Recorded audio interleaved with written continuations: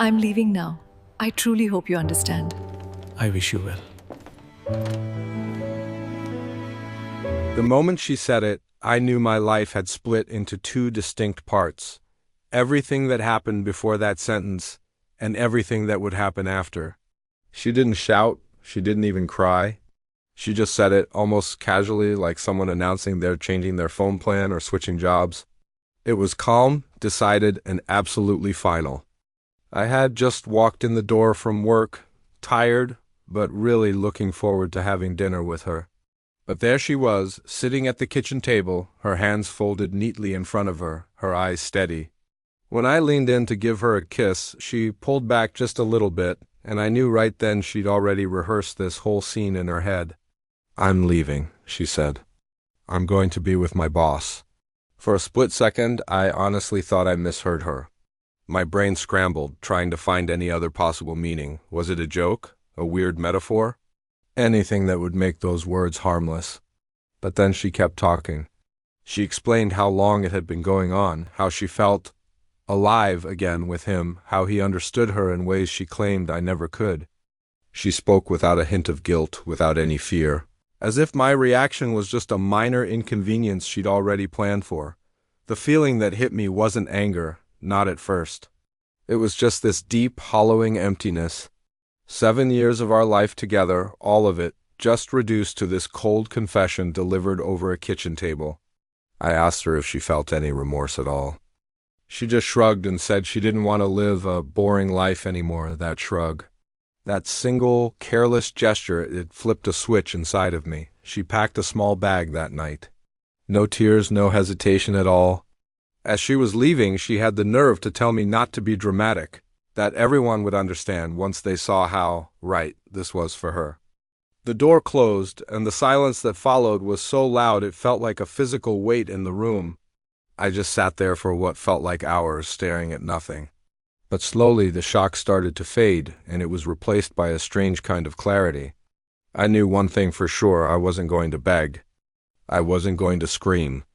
And I was definitely not going to quietly absorb all the damage while they just walked away, completely untouched. I started with the truth. She had been careless, way too confident, too sure that I was too weak to do anything about it. Her digital trail was wide open.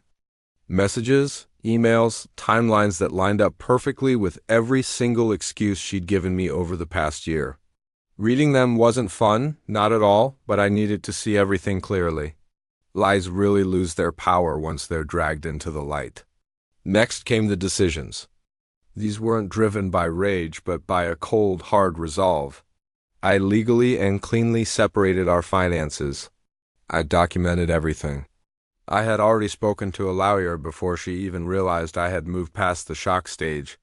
And then I did the one thing she never, ever expected me to do. I refused to protect her reputation. Her boss had a family. A reputation to uphold. A company that was always bragging about its ethics. I didn't need to embellish anything. I didn't make any threats. I simply delivered the plain, unvarnished truth to the people who deserved to know it. The fallout wasn't immediate, but when it came, it was like a slow-moving avalanche. It was unstoppable. She called me a few days later, absolutely furious. Not apologetic furious. Her voice cracked as she accused me of ruining her future, of being vindictive, of overreacting. I just listened calmly.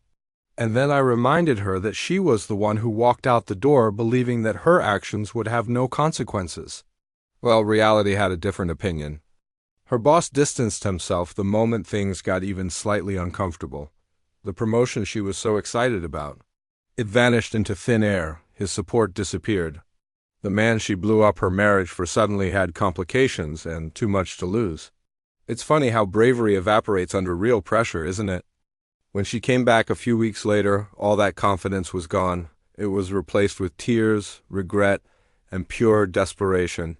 She told me she'd made a terrible mistake, that she finally understood what she had thrown away, that she needed me. I looked at her and I realized something strange. I didn't hate her. I just didn't recognize her anymore.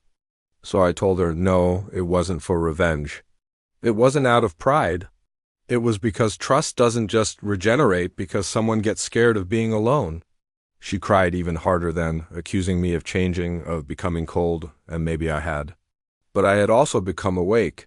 I was finally seeing things for what they really were. The divorce wasn't some big, dramatic showdown. It was precise, it was fair, and it was final. People took sides, of course. Stories started spreading. I didn't bother correcting any of them.